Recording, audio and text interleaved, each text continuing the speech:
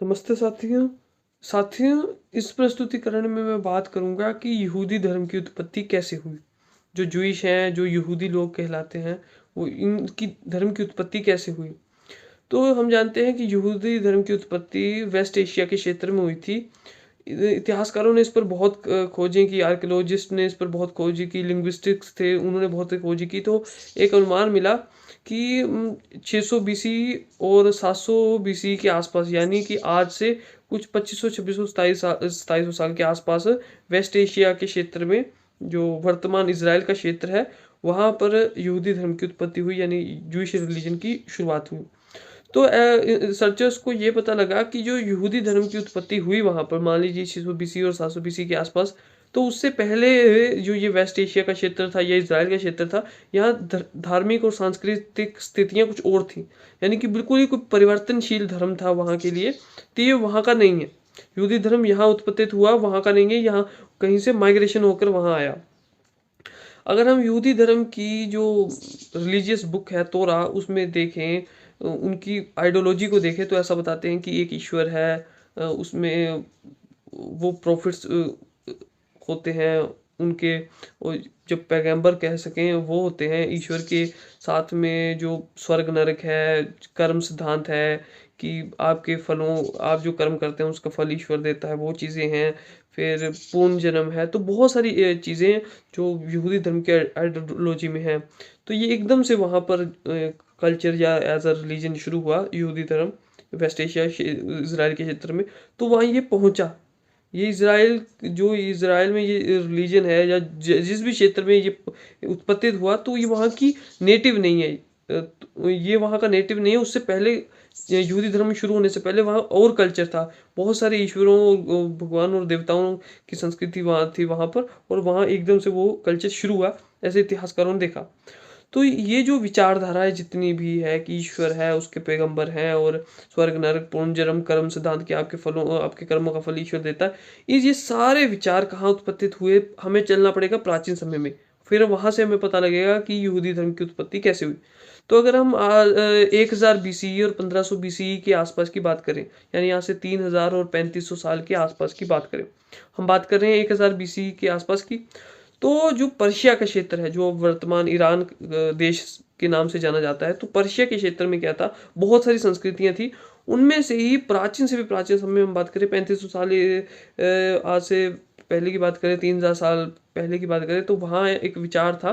वहाँ विचार थे, बहुत सारे विचार थे। उनमें एक विचार था कि ऐसे ईश्वर है, उसके पैगंबर होते हैं, स्वर्ग नरक होता है, पुनर्जन्म होता है, और जो आप कर्म सिद्धांत है, जो आप करते हैं उसका जैसे आप कर्म करते हैं उनका फल आपको ईश्वर देता है। ये सब विचार थे। अब ये जो विचार थे, ये पर्शिया में ही सबसे पहले उत्पत्तित हुए। सबसे प्राचीन जो हमें मिलता है, जो आज जिस ईश्वर को हम जानते हैं, जिस तरह की छवि आज ईश्वरों की हर भारत में और पूरे विश्व में दिखाई देती है, वो वैसी ईश्वर की पहचान पर्शिया के क्षेत्र में उत्पत्तित हुई, कि कैसे वो कर्म सिद्धांत उससे जुड़ा हुआ है, कैसे स्वर्ग नरक और जो पूर्ण जन्म है, सब वहाँ उत्पत्तित हुआ। जो पर्शिया की संस्कृति है, उसकी भाषा है, चाहे वो पर्शिया की प्राचीन भाषा भाषा उसकी उत्पत्ति भारत से हुई है, यानी वेदों और उपनिषदों से। लेकिन उनमें भी ये विचार नहीं मिलता। इसे ठीक से समझिए कि जो पर्शिया की संस्कृति और भाषा है, उसकी उत्पत्ति भारत से ही हुई है। क्योंकि जैसा कल्चर, उसमें जो मुख्य सोर्स है, जो जैसा कल्चर एकदम से प्रकट होता है, जैसे आग की पूजा करना और बहुत सारी चीज़ें, तो वो चीज़ें जो पर्शिया के क्षेत्र में शुरू हुई हैं, और वेदों और उपनिषदों से हुई हैं। लेकिन उपनिषदों में आप देखें, तो उपनिषदों में जो ब्रह्मास्मि ब्रह्म का विचार आया है, तो ब्रह्म के विचार में उसे एक चेतना के रूप में लिया गया है। मान लेता हूँ मैं एक समय वक्त के लिए कि उसे एक ईश्वर की तरह भी समझा गया होगा, परंतु उसे चेतना के रूप में समझा गया कि कैसे एक शुद्ध चेतना है, और उसे जानना है, आपने जानना है कि आप वही हैं। और उपनिषदों का आप पढ़ेंगे तो उसमें ऐसा कोई विचार नहीं है कि एक ईश्वर है, उसके पैगंबर हैं या अवतार हैं, या फिर स्वर्ग नरक है, पूर्ण जन्म है, और आपके कर्मों का फल ईश्वर देता। ऐसा कुछ उपनिषदों में नहीं है। भारत से संस्कृत हमें और पीछे जाना पड़ेगा। हुआ ये था कि पर्शिया की संस्कृति की उत्पत्ति कैसे हुई। जो ऋग्वेद में एक युद्ध के बारे में बताया गया है, दशरागी युद्ध, उस युद्ध के जो हारे हुए लोग थे वो अलग अलग जगह बिखरे, तो उनमें से एक बिखराव हुआ पर्शिया के क्षेत्र में। तो भारत की संस्कृति वहाँ गई, लेकिन पर्शिया की संस्कृति ने डेवलपमेंट किया, वहाँ आइडियोलॉजीज आई, वहाँ माइथोलॉजीज उत्पन्न हुई, तो बहुत कुछ हुआ। तो उन्हीं आइडियोलॉजीज में एक ये वाली आइडियोलॉजी आई कि ईश्वर है, उसके पैगंबर हैं, फिर स्वर्ग नरक है, फिर पुनर्जन्म है, और आपके कर्मों का फल ईश्वर देता है।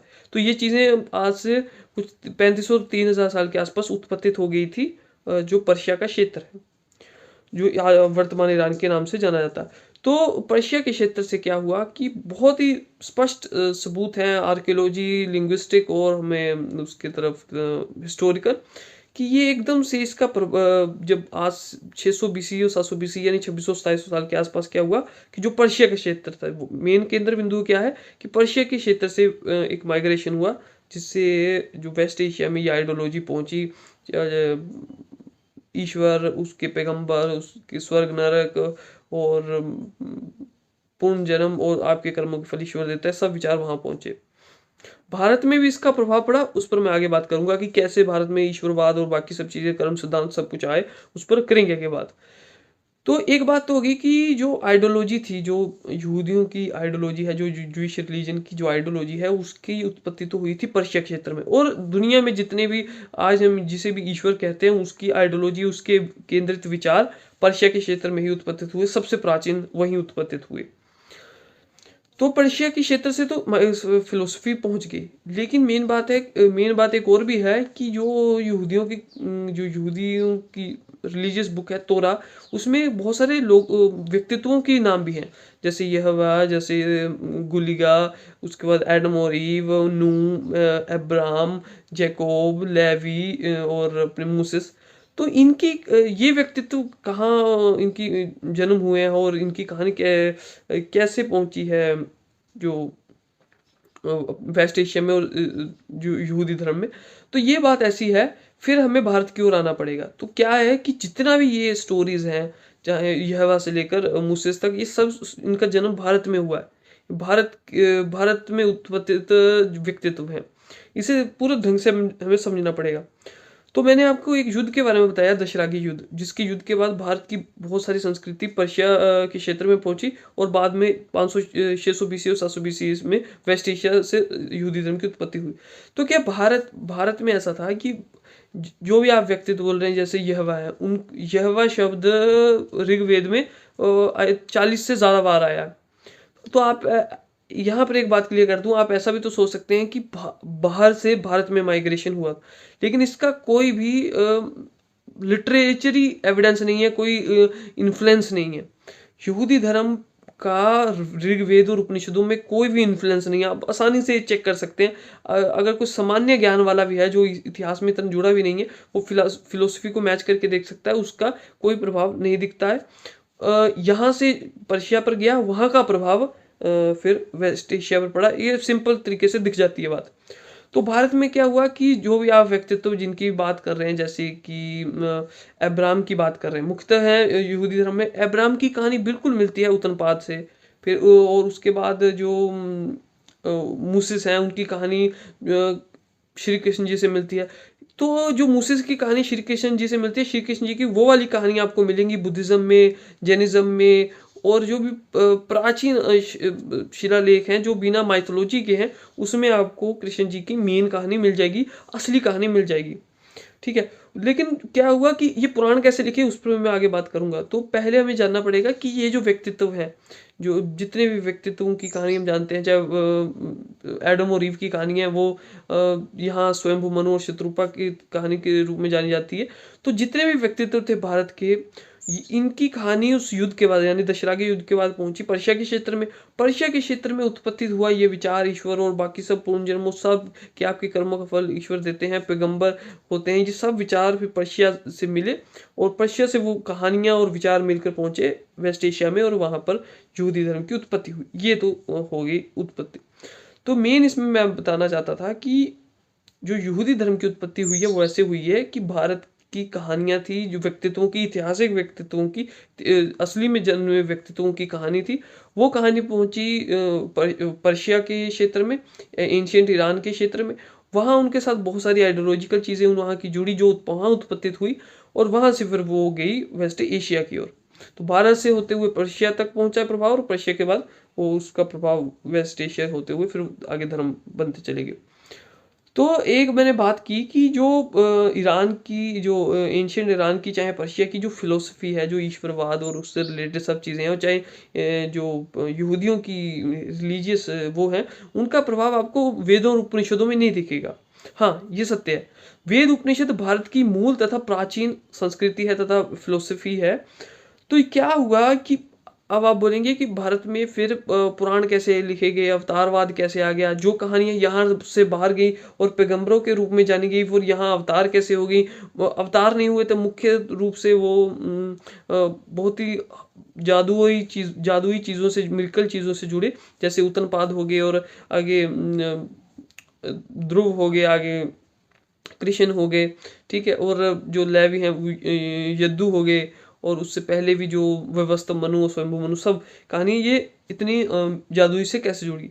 तो क्या हुआ कि जो पर्शिया का जो प्रभाव था, जो वहाँ के मिशनरी थे, तो ये जो ईश्वरवादी विचार थे पर्शिया के क्षेत्र में जो वहाँ उत्पत्तित हुए, चाहे उस ईश्वरवाद विचारों से और जुड़े विचार जितने भी थे, तो मैंने आपको पहले बताया कि पर्शिया में बहुत सारी संस्कृतियां थी, वहाँ पर अलग अलग संस्कृतियां थी। तो उनमें से एक संस्कृति जो वेस्ट एशिया की ओर गई वो तो बनी यहूदी धर्म, और एक संस्कृति भारत की ओर आई और उससे शुरू हुई पुराणवाद फिलोसफी, या पुराणवाद संस्कृति, या पुराणवाद धर्म। जैसे कि भारत की जितनी भी व्यक्तित्वों की कहानी थी, ऐतिहासिक व्यक्तित्वों की कहानी थी, उन्होंने जो जो फिलोसफी आई आज से 500 बीसी 600 बीसी के आसपास, भारत की ओर भी पर्शिया से लोग आए, उन्होंने पुराणवाद धर्म शुरू किया या संस्कृति शुरू की। तो उसमें उन्होंने पुराण लिखने शुरू हुए, भारत की जितने भी ऐतिहासिक व्यक्तित्व थे उन्हें उठा उठाकर अपने हिसाब से, अपने कल्चर के हिसाब से लिखना शुरू हुआ। भारत में क्या हुआ कि मुख्यतः 500 बीसी के आसपास, यानी आज से 2500 साल के आसपास, तीन संस्कृतियां प्रभावी रूप से शुरू हुई। एक बुद्धिज्म संस्कृति, एक जैनिज्म संस्कृति, और एक पुराणवाद संस्कृति।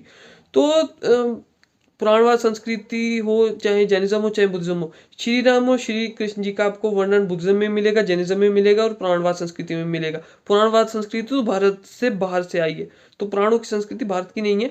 जो उनमें व्यक्तित्वों की कहानी है वो बहुत हद तक भारत की है। तो जैसे कि जो पर्शिया की संस्कृति भारत में आई, तो फिर भारत में भी ईश्वर, कर्मों के फल ईश्वर देता है, पुनर्जन्म, कर्म सिद्धांत, और स्वर्ग नरक, सब विचार भारत में भी आ गए, और उस पर बहुत सारी किताबें लिखी गई।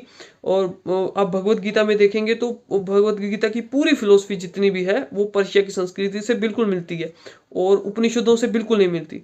भगवत गीता की फिलोसफी पूरी तरह से पर्शिया की संस्कृति से मिलती है, उसी के प्रभाव के कारण आगे बनी, और जो उसका भगवत गीता और उपनिषदों से कोई संबंध नहीं है, दूर दूर तक कोई संबंध नहीं है। तो क्या हुआ कि जो मेन इसमें केंद्रित बिंदु यही है। मेन तो मैंने आपको बता दिया कि कैसे यहूदी धर्म की उत्पत्ति हुई, लेकिन जरा सा इसमें पुराणवाद की मैंने बात शुरू कर दी। तो ये है कि 600 बीसी 700 बीसी के आसपास, यानी आज से 2500 2600 2700 साल के आसपास की बात है, कि कुछ संस्कृति के लोग भारत में आए, उन्होंने पुराणवाद संस्कृति शुरू की, और कुछ संस्कृति के लोग जो वेस्ट एशिया की ओर गए, उन्होंने फिर यहूदी धर्म की उत्पत्ति की। और जो स्टोरीज थी, जो ऐतिहासिक की कहानी थी, वो भारत की थी। संस्कृति, हमारी संस्कृति पर्शिया की संस्कृति शुरू हुई, पर्शिया की संस्कृति में कुछ और विचार जुड़े, फिर उन विचारों के साथ ख्याल मेल होकर वो आइडियोलॉजी पहुंच गई वेस्ट एशिया की ओर, और बना यहूदी धर्म।